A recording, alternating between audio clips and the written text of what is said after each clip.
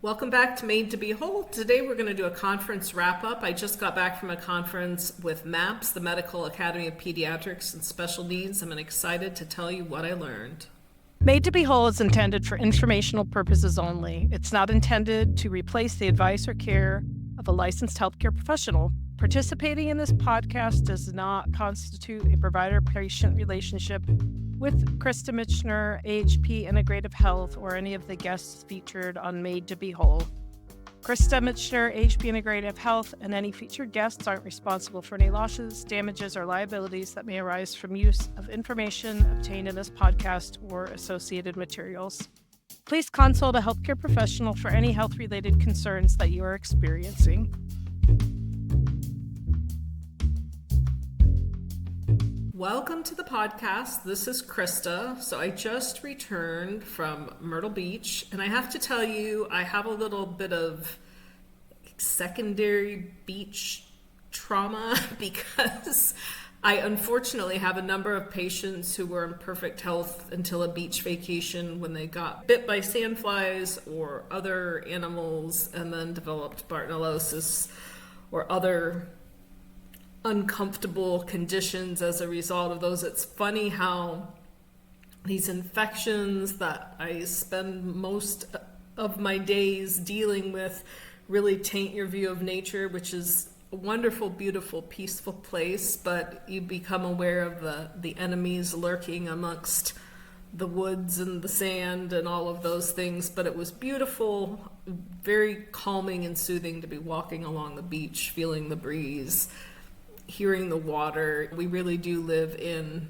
a beautiful world, and I think that's one of the challenges of life, is holding space for two different things. Holding space for the fact that this is an amazing, fantastic planet and that there is danger. It's funny, my oldest son Daniel, who I've mentioned on the show, who is actually probably my sickest kid and is doing much better, but he just was so much lower. It's taking more time than we would like.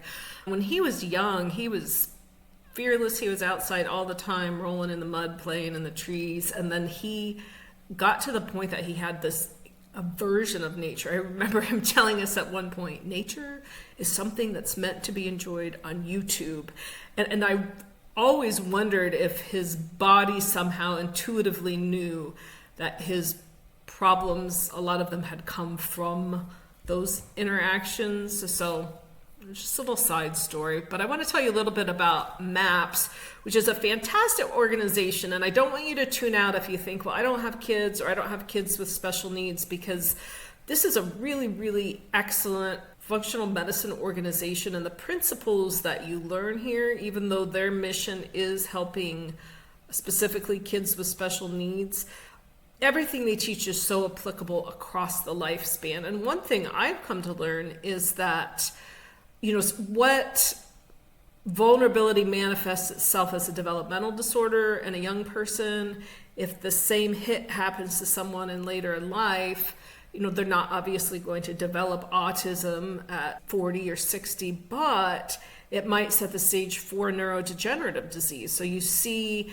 environmental, infectious, nutritious, all of these, vulnerabilities and hits that in a young person can manifest as a developmental disorder, as an older person as a neurodegenerative disease. But we're talking about the same root causes. So I want to tell you, first of all, a little bit about MAPS and what they do. Their website, if you want to check them out, is medmaps.org. medmaps.org. I met them, actually, they're a vendor at the ILADS conference, the International Lyme and Associated Diseases Society, and their executive director, Honey, is a great advocate. And after talking to her for a few years, I decided to attend for the first time last year. And I'll tell you, one thing I do love about this organization, there are a lot of professional organizations that have a great deal of hubris therein. You go to conferences and there's a lot of ego, and you're grateful for what you learned, but you're rubbing shoulders with some big heads, but that's okay. What struck me, the first MAPS conference I went to, I told my husband when I got back, I said, you could have come to that conference with no healthcare background and said, I am the janitor of this special needs school, and I just want to know how to better help these kids. And they would have hugged you and loved you and said, oh, we're so glad you're here. We need you. They really do a fantastic job building community. And they have a twofold mission. So they're there to support families, but then they also have a lot of provider resources. They do 2 conferences a year. They have a fellowship program, which is pretty cool. I'm a member of MAPS. I haven't done the FMAPS, the fellowship program yet. But what you do is you go through you have to do a number of specific modules looking at things like immunology, gut health, environmental, infectious triggers, those sorts of things. And then you do mentoring with one of their other providers, and then your FMAPs, you're a fellow of MAPS. So that's a cool program. And you can go to their website and find people who are MAPS members and who have the FMAPS delegation. But I wanted to dig in a little about the things that I learned there, starting with the things that are just great resources for families, because I love the way these things are highlighted too. So one of the super cool organizations that they highlight, it's Spellers. So just like it sounds, Spellers, SPELLERS.com. But what Spellers is trying to do is founded by a PhD occupational therapist. So they are there trying to help people who are unable to communicate verbally or effectively communicate verbally, have alternative ways to communicate. And for some people, being able to spell has been huge. So they start with, there's a documentary on them, but they start with just these basically letter charts where they point and they spell things out. And then they progress, some of them progress to phones or tablets or computers. Last year, they had some of the spellers who were on the documentary featured, and it was fascinating. They all presented, they're all nonverbal, so they had to type things out, or their coach had helped them type things out as they pointed, and then they, played the computer-generated voice telling their stories. And it's such a beautiful thing because we can make a lot of erroneous assumptions about someone who doesn't speak, about their intelligence, their humor, their struggles, their personality, and you really see these amazing individuals emerge. So they do a lot at a lot of different levels of care. One of the people who was part of that Spellers presentation presented last year and this year, her name is Elizabeth Bonker, Bonker, and she's the executive director of Communication for All. And so the website is communication4all.org. But Elizabeth is a non-speaker, and she has a bachelor's degree. She's highly intelligent. The purpose of this organization, it says, our mission to gain access to communication for individuals with autism who cannot reliably speak.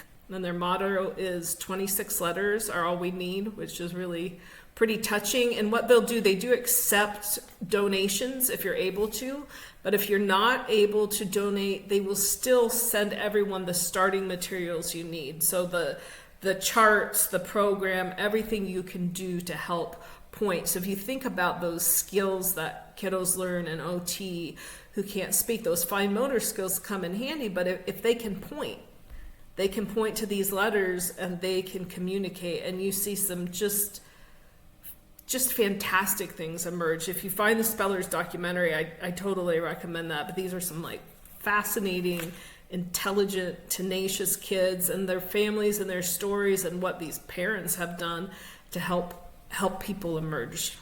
Another just organization, it's called Documenting Hope, and they have a website, it's documentinghope.com.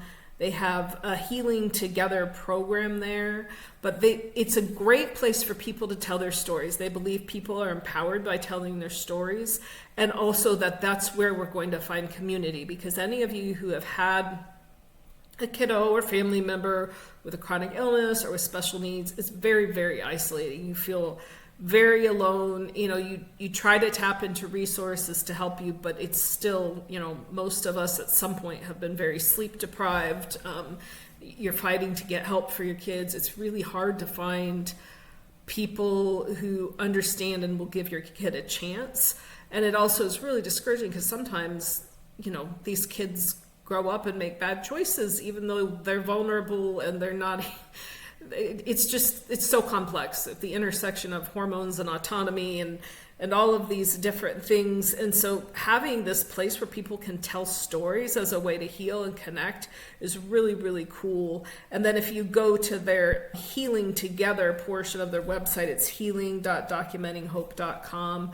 They have healing guides, they have monthly help sessions, they have online forums, they have a lot of research, video success stories, access to scientific studies, discounts on some products and educational programs. So again, some amazing people doing cool things. And I think it's also a testimony to the fact that our trials suck. Like, it is just not fun, and everybody hurts. Everybody at some point is going to have a significant challenge, usually multiple. And if they don't, that may be their challenge, to still figure out how to be a compassionate human being without having experienced that.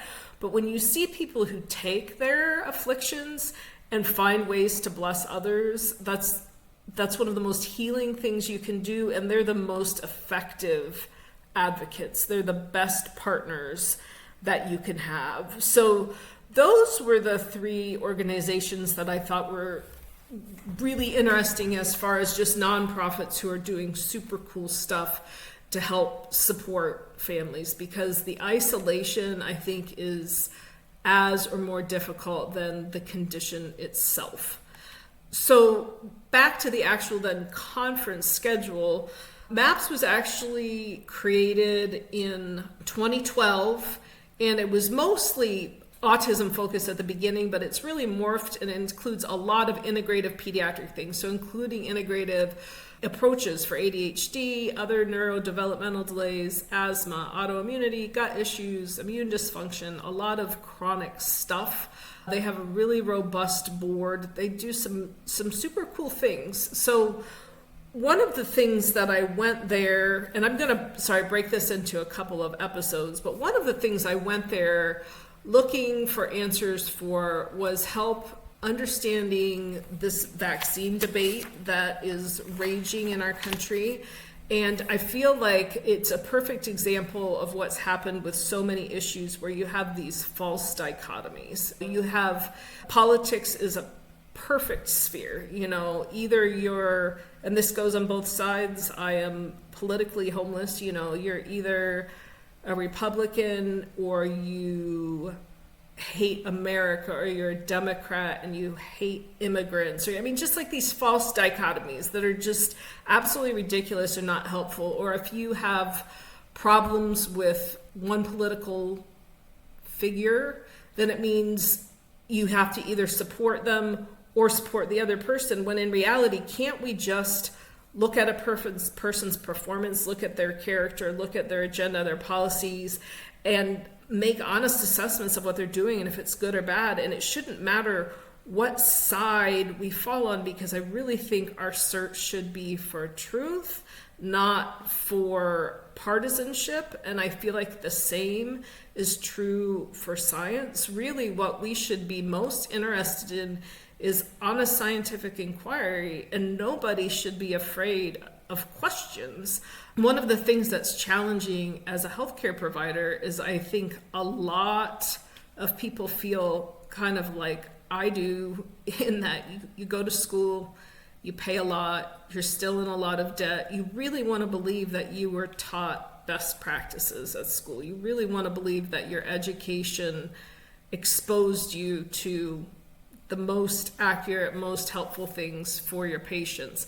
That's not always true, but one of the things that my education did do that was very helpful, we spent a lot of time learning about evidence and learning about the levels of evidence. And there can be some debate on this, but generally, like, the highest level of evidence is considered a meta-analysis or systematic review, where somebody's taken a whole bunch of randomized controlled trials and they have looked at them, they've summarized the evidence, they've evaluated them. And then you've got randomized controlled trials, you have other quantitative and qualitative studies, but actually the lowest form of evidence is professional consensus statements or expert opinion. But what I see is people relying very, very heavily on this. Well, and, throwing myself under the bus here, well, the CDC says X, the FDA says this, or this organization I trust, this nonprofit says X, this is their statement, and people attach themselves so much to these parties that they don't take the time to actually review evidence, and then all the name calling comes into play. My journey with vaccination and my, I guess, opinion, but interpretation of facts, I was very pro-vaccination just because I wanted to do what was best for my kids, and I believed I was being told what I was being told was best practice, and that they were perfectly safe and effective, and any minor risk was outweighed by the greater good and herd immunity and all of these things. And when I really started to question things, I think the seeds were planted a little earlier on, but was with what I call the mismanagement of the COVID pandemic and the information that came out then. These vaccines came out. You can't say they weren't experimental. It doesn't mean you didn't choose to be part of it. I chose to be vaccinated when they first came out because even though there was uncertainty, what was happening with this disease was also uncertain. And I lived with my elderly mother-in-law lived with us. I had my patients. I thought I have to do what's responsible to try to protect other people.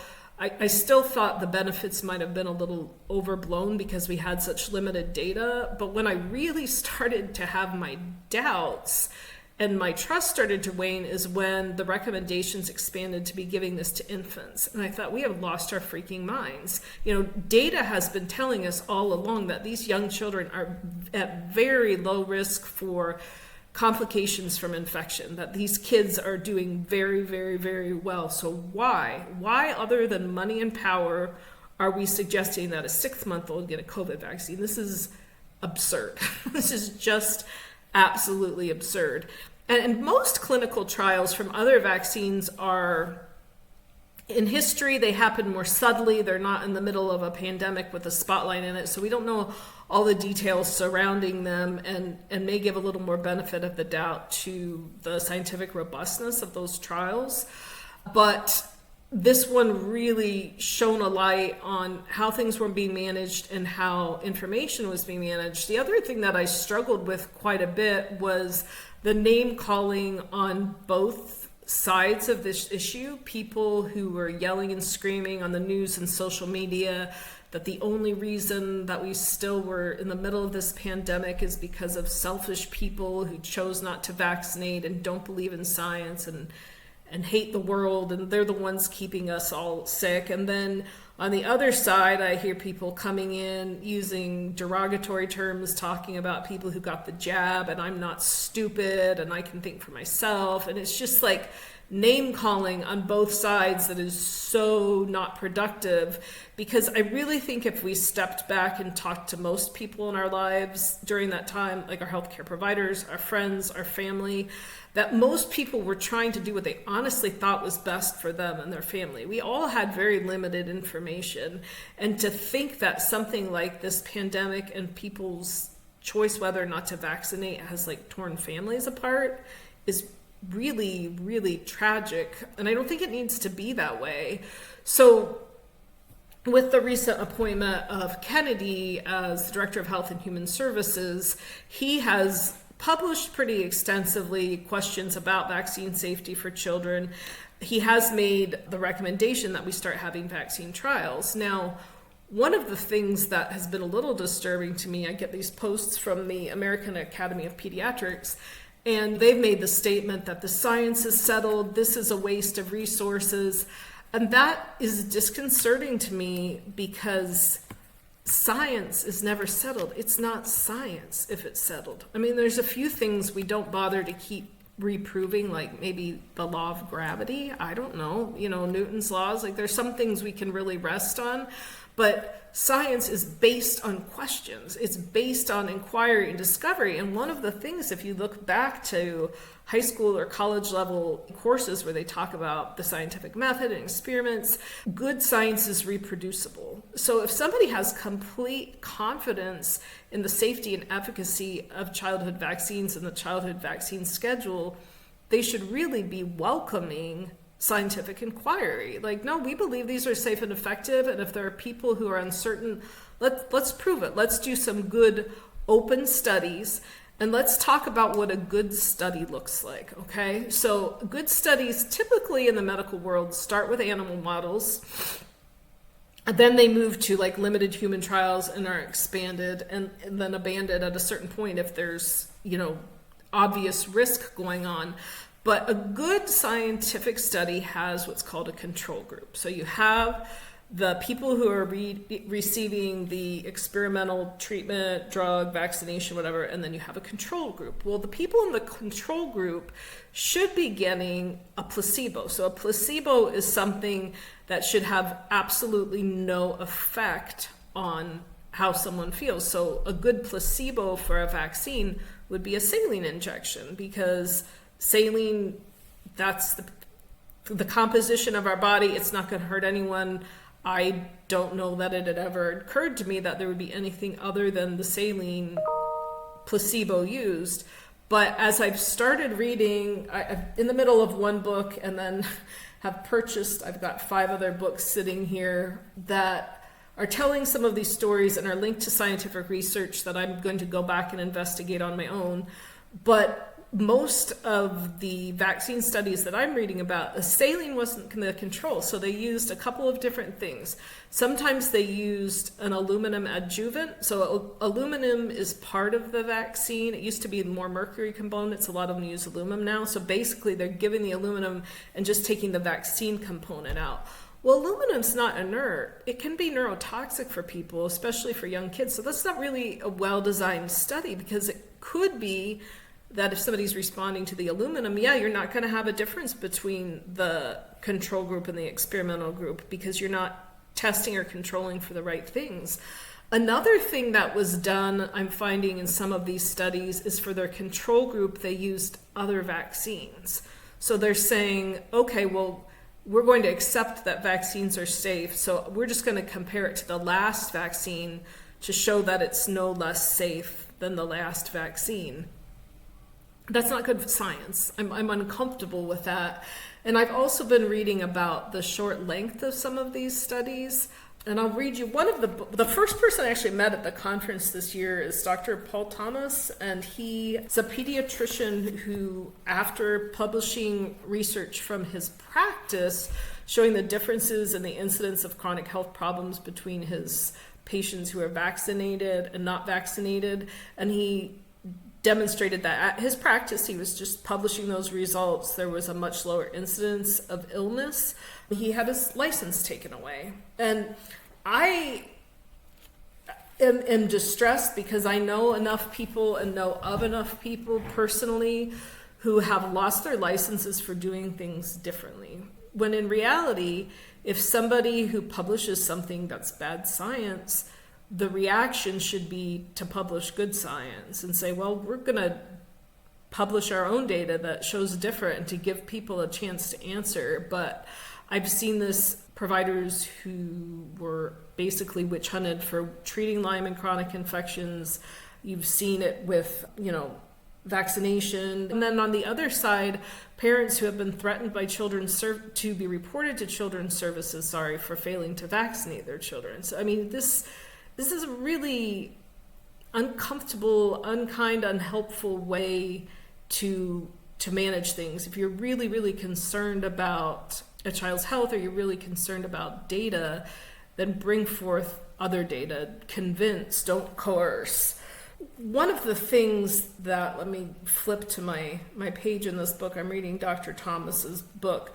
But he talked about trials where some of them were less than a week of just looking for immediate adverse effects from vaccination and then declaring it safe. What I would encourage people to do, honestly, is I'm not here to create division. I'm here to help us have conversations and better investigations, and asking that we all be willing to be uncomfortable with things that might challenge what we want to believe. And this could happen on both sides. Nobody should be going into science with predetermined ideas. Like the idea of a study in this particular situation shouldn't be, I'm going to prove that vaccines are safe and effective for everyone. It should be, I want to investigate if these vaccines are safe and effective, and if they're not, who are the at-risk populations. So that would be a better way to do it. One of the things that is also interesting when we look at finding research is a lot of our search engines are biased, obviously, and there are a lot of studies that are kind of hidden. So sometimes buying some of these books or going to organizations that publish research so you can find the data yourself, and then looking at the actual study. Now, I know that's a big ask for someone who doesn't have a medical or scientific background, because even having one, some of these studies are hard to read. But what you'll sometimes find is if you rush to the bottom of the study and read the conclusion actually doesn't even match what the data shows. People know that people are going to read the abstract to the conclusion, so they will kind of massage the data and pull out certain things. But if you really, really want to know like what a study says, you need to read the whole study and look at things like, was this good scientific design? What was the control group? Yada, yada, yada. Dr. Elizabeth Mumper, who I really respect, she's a pediatrician who's been doing this for a long time. And she's unfortunately had experience with professional colleagues who have had some really severe reactions to the COVID-19 vaccine. And she pointed us to the website react19.org.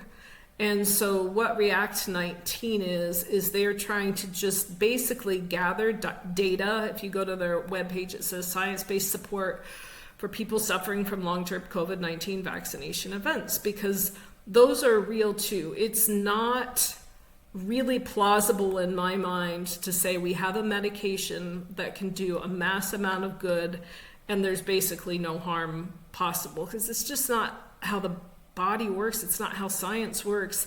I think that if we're really going to continue to offer vaccination, then what we need to do is we need to have really honest, informed consent. It used to be when I was first in RN, if somebody was in the hospital, I had to go get informed consent for anything we gave them. You know, can we give you Tylenol if you have a headache? Here are the benefits and possible risks. Like, people had to sign and give permission for what was being put into their bodies. And at this point, you know, you go and you get your child vaccinated and they say, well, do this or your child will die and you're a bad parent. I mean, there are risks, like you might get some soreness at the injection site for a few days, but it's mild and self-limiting. Is anything really that safe?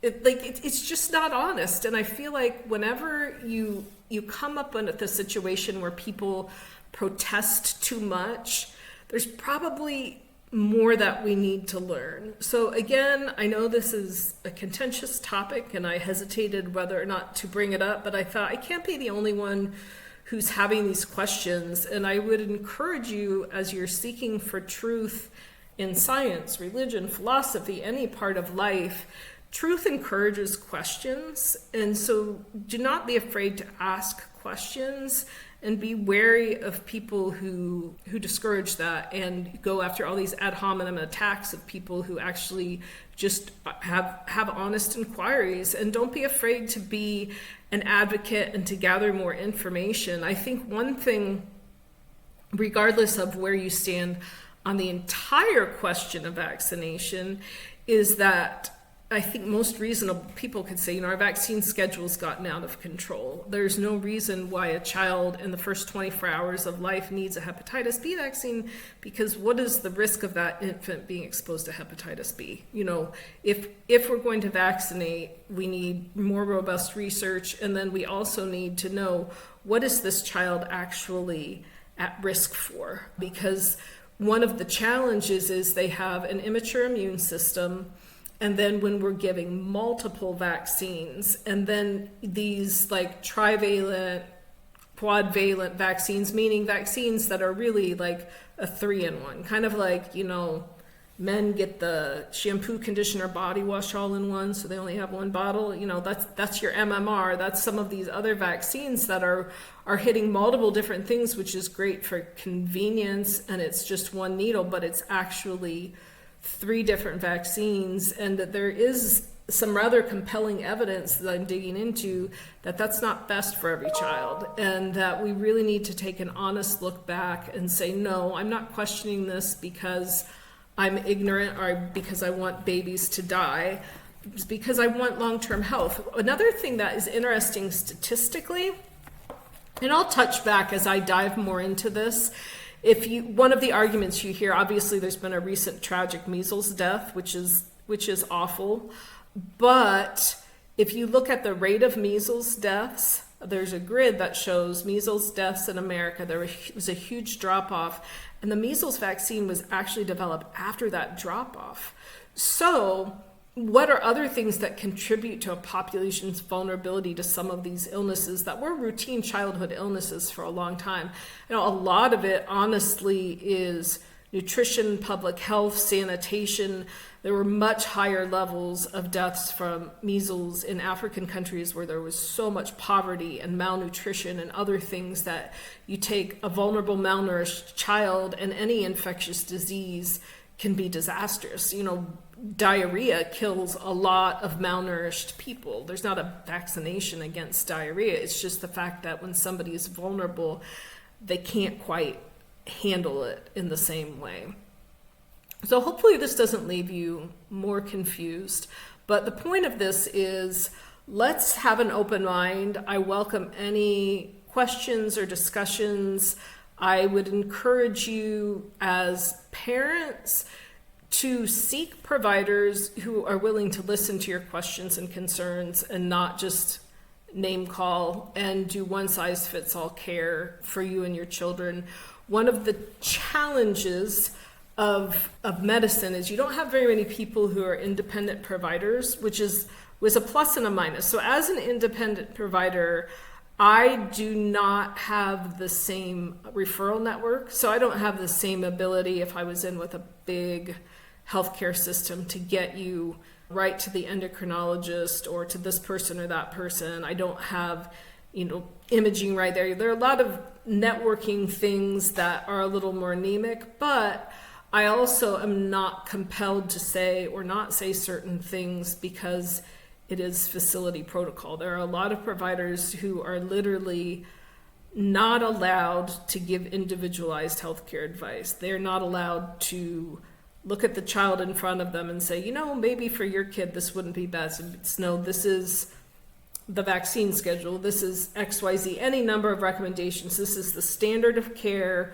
we're all created equal, when we're all just not. What should matter most to you as a parent, but also as a provider, is who's the person in front of you, what are their preferences, what are their risk factors, and what's going to be best for them from all different aspects, socially, emotionally, medically. Just such a complex thing. And it's hard because the farther you dig into science, the more you realize you don't know. And that's kind of uncomfy too. You'd like to think, the more I practice, the more knowledgeable and confident I'm going to be.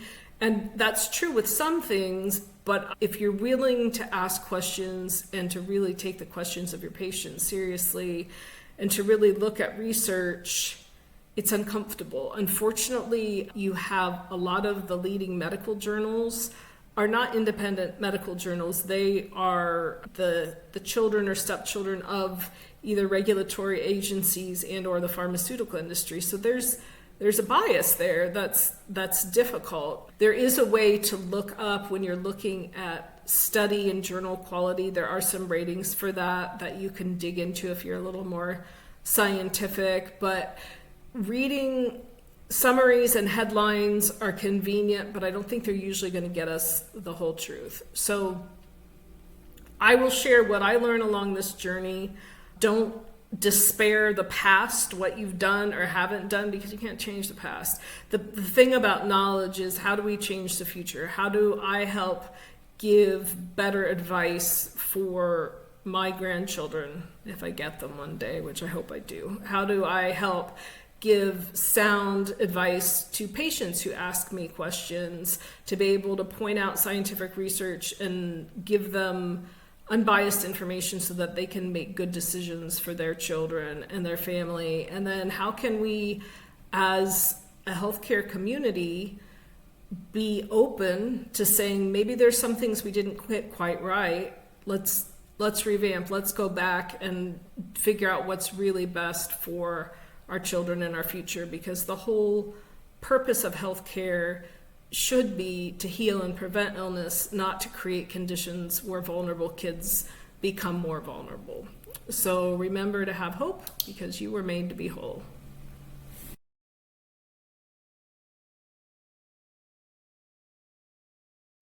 Have a podcast question or suggestion? Text or call us on the podcast info line at 330-439-0686. Thank you for spending time with me today. If you like what you hear, please subscribe to be notified when new episodes release. And remember, you were made to be whole.